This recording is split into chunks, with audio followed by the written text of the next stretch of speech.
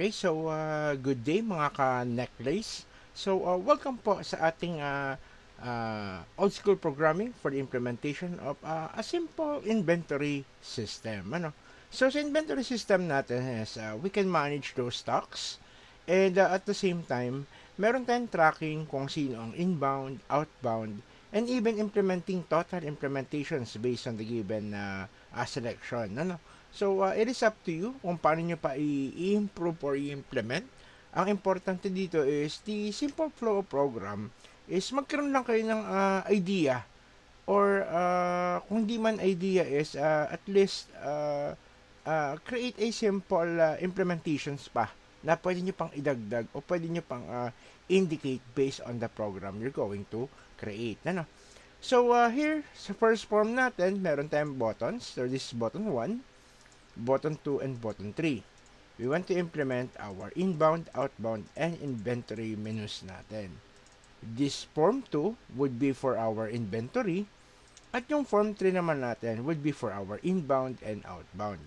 Kung mapapansin nyo, isang form lamang ang gamit ko for the inbound and outbound, pero pwede natin gawa ng paraan yan instead of recreating another form on somewhat similar na function, but the output or the implementation is very konti lang or medyo konti lang yung nagiging difference nila.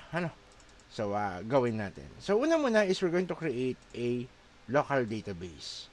So, again, if you don't want to create the local database at gusto nyo is MS Access, pwede rin naman. Here, select the dataset and click on Finish. Under our Server Explorer, create tayo ng dalawang table. So, for the first table, ang gagawin natin is TBL items with the different categories natin. So, or column name rather, sorry. So, dito is ID. Meron tayong item ID. We're going to use nvarchar for our implementation. We have item name and stock. Next, siguro sa implementation natin dito is I think pwede nang ganito lang yung implementation or yung data niya. But if you want to add other columns, pwede naman. Now, dito sa indication natin, ang item ID is ginamit kong nvarchar. Kasi ang gusto kong mangyari is items to be encoded or search would be, meron siyang sariling item ID. It can be a barcode or kung ano mang value ang gusto mong mangyari. But, magandang i-indicate or implement ang nvarchar kasi merong mga item ID na pwedeng lagyan nyo ng mga dash or letters, depende sa gusto nyo i-implement. Pero kung gusto nyo numeric ang item ID, pwede naman. Yun nga lang, di nyo magagawa yung may mga 000 sa unahan para medyo medyo techy yung details or yung dating ng ating item ID. Okay? So, next naman is we're going to create another table. Kung mapapansin nyo only one database to be created, but we can create multiple tables. So, TBL inventory naman ito. So, under ng ating TBL inventory, we're going to have our ID, which is int ulit, and primary key yes. Huwag kalimutan, identity true. Then, next, date implementation, para matrack natin kung kailan sila dumadating. So, date and time. Then, we have here our item name, quantity, number, or numeric, and status. So, under ng status is para ma-determine natin kung inbound or outbound ba ito. Then, press OK. Double check kung tama yung output natin. Okay. Date and time for the date implementation, nvarchar for the item name and status, and quantity is numeric. So, press OK. So, sa indication natin dito, we can now connect our table sa ating dataset or sa data source para malagay sa dataset natin and drag the TBL inventory here. Okay? Yan. Siyempre, ayusin pa natin yan. So, kliklik ko lang to para medyo malinis yung ano natin. Edit. Lakayan ko lang yung date implementation. Siguro mga 250. Item name is 150. Status siguro mga 150. Mas okay. So, ayan yung naging output natin. Extend lang natin hanggang baba. Yan. At meron lang siyang space sa baba na ganyan. So, I think that is enough. Next, let's go for our inventory. Ang gawin natin dito is we're going to indicate that form 2 will show. So, double click lang natin sa form 2 and let us create our TBL items. Lagay lang natin yung drag yung mga nandito. Click lang natin to. It should not be easily to add. Edit. Lakayan lang natin ang item ID. Gawin natin 150. Item name, gawin natin 200. Okay? Then, let us add the details. So, click and drag lang natin papunta dito. Yan natin yan. ID, tanggalin na natin. Oops, sorry. Yung ID, tanggalin na natin. Yan. Pantayin natin dito. Yan. Siguro lagyan natin ng header. Copy na lang natin ito. Yan. Okay. So, okay na siguro yan. Let's create a button. So, button for add, save, delete, and exit.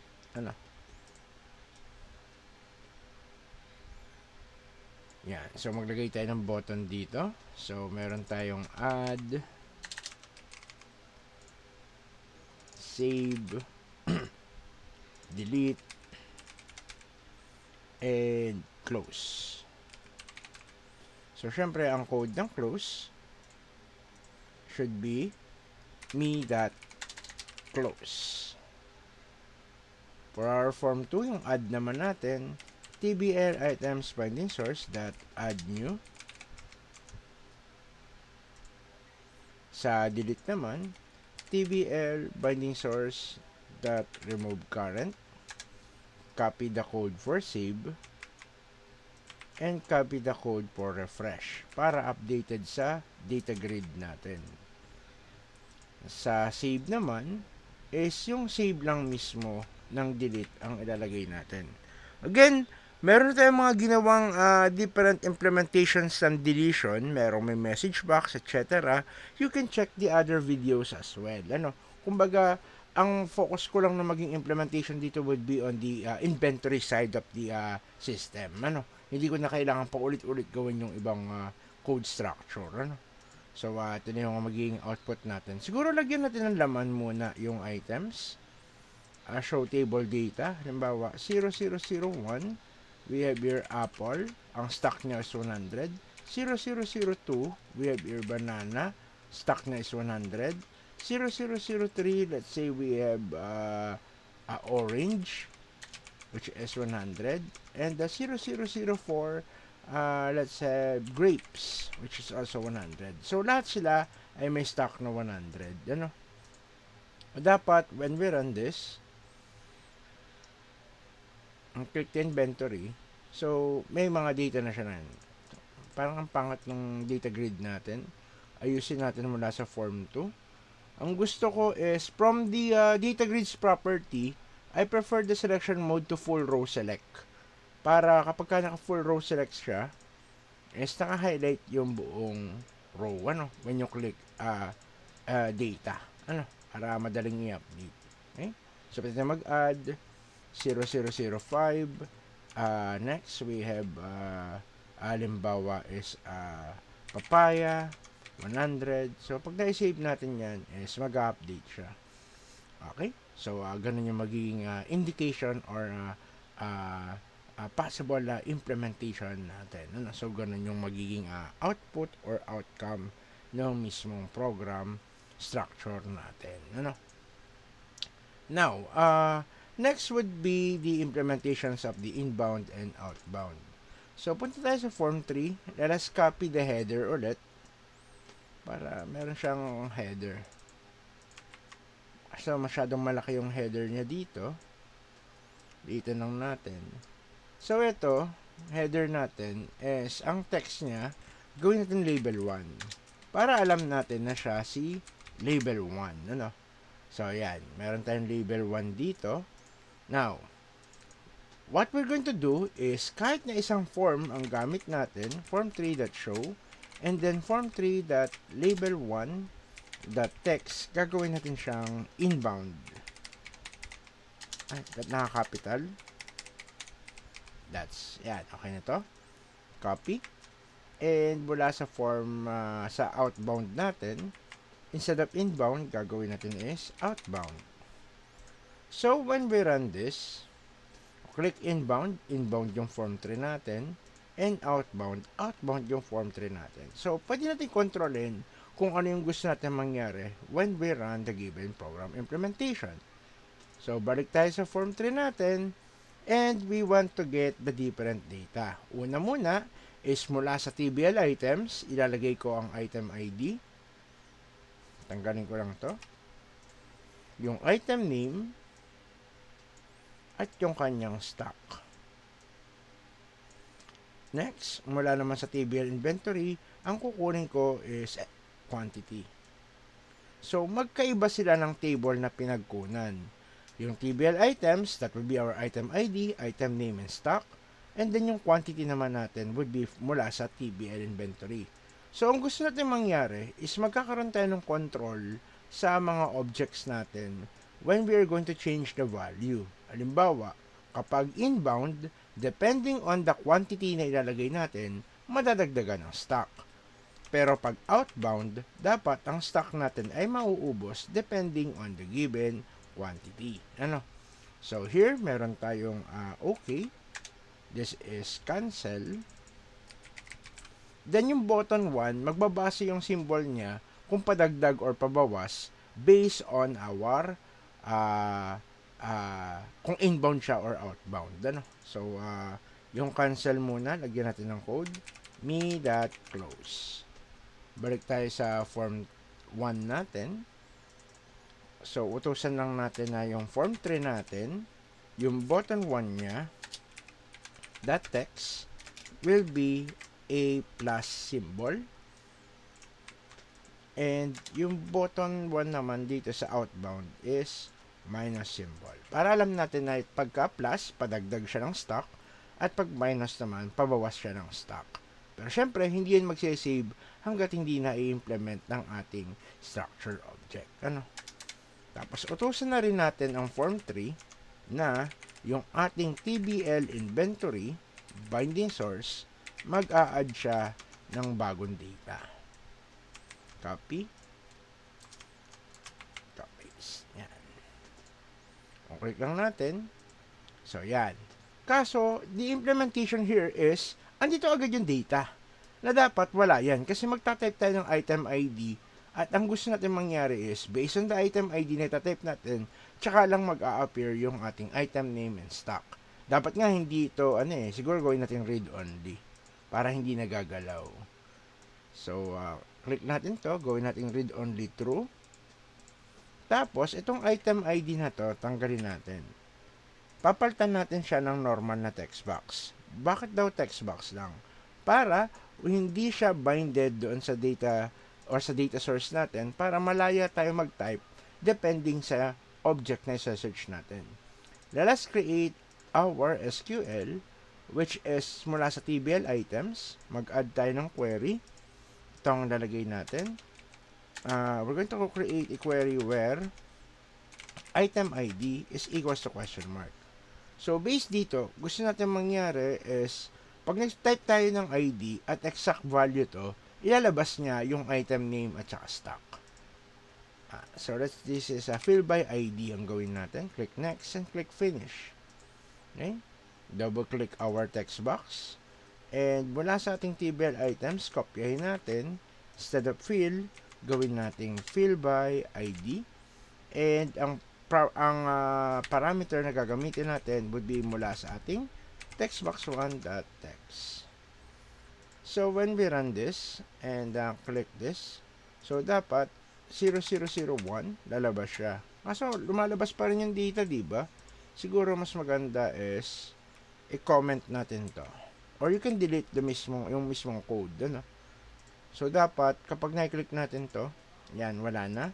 And when we type 0001, apple, 002, banana, 003, etc. So, kung meron kayong barcode scanner, you can daw scan the data at automatic na yung mag-update based as long as the barcode is the same with the given value. Siguro yung quantity, dagdagan lang natin ng 0. Mula sa form 1, siguro form 3 that quantity textbox.text is equals to 0. Para lagi na siyang may value na 0. Okay?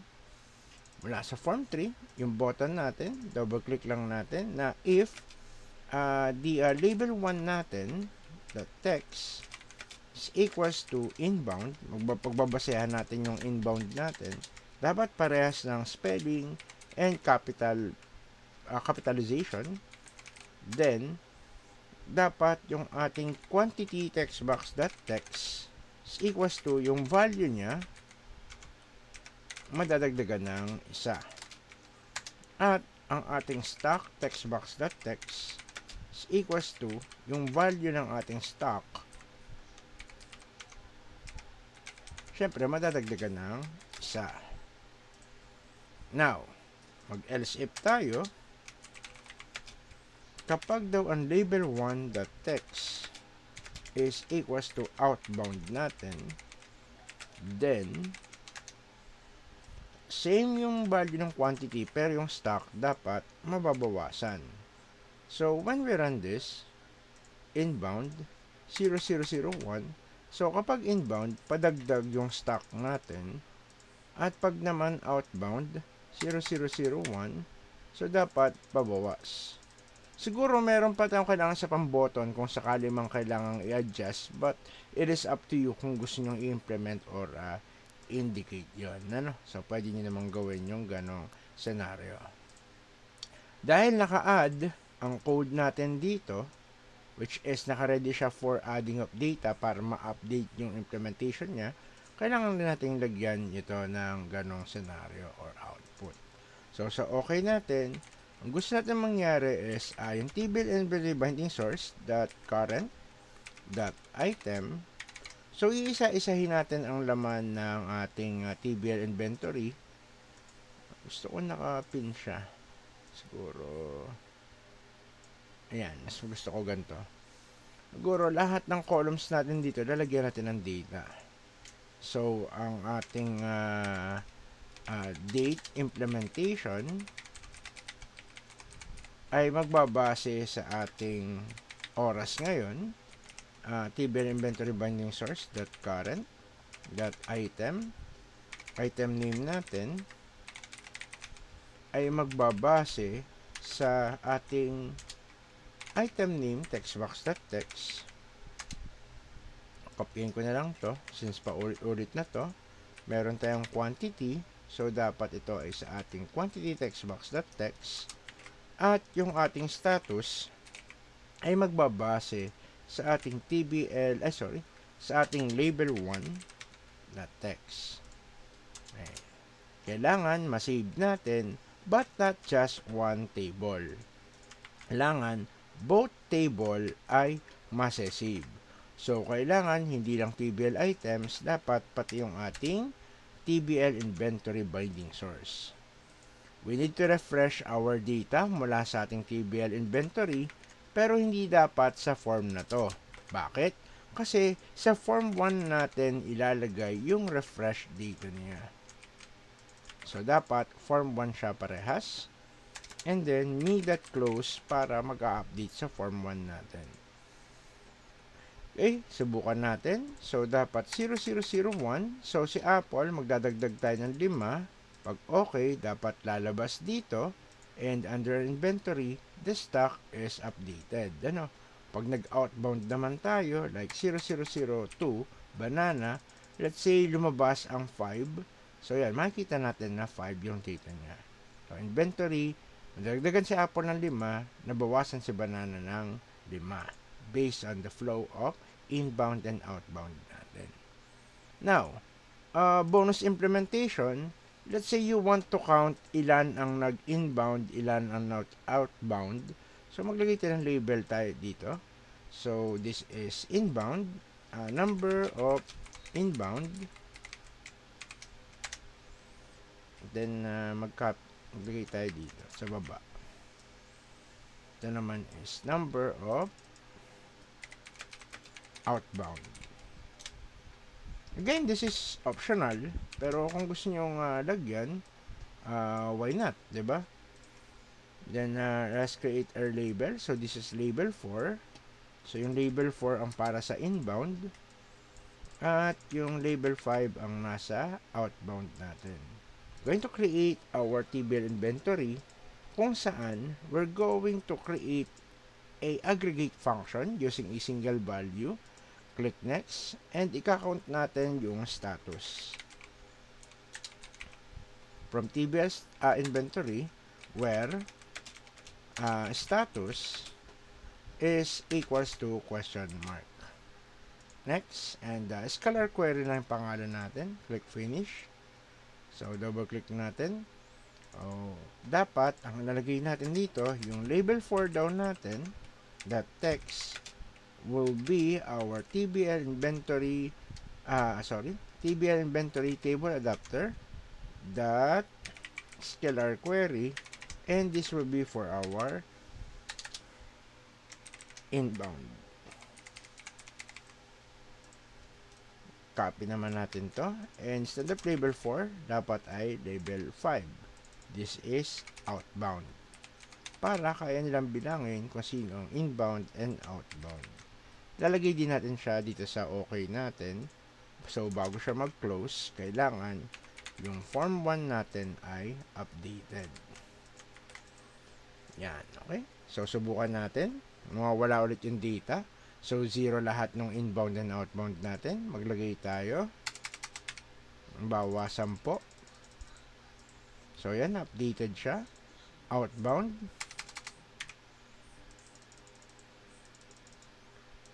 So, yan. Okay? So, for every add ng different data is mag-indicate, mag-implement siya ng number values natin. So, pwede nyo implement or indicate yan depending on the structure or program na gusto nyo i-apply or indicate.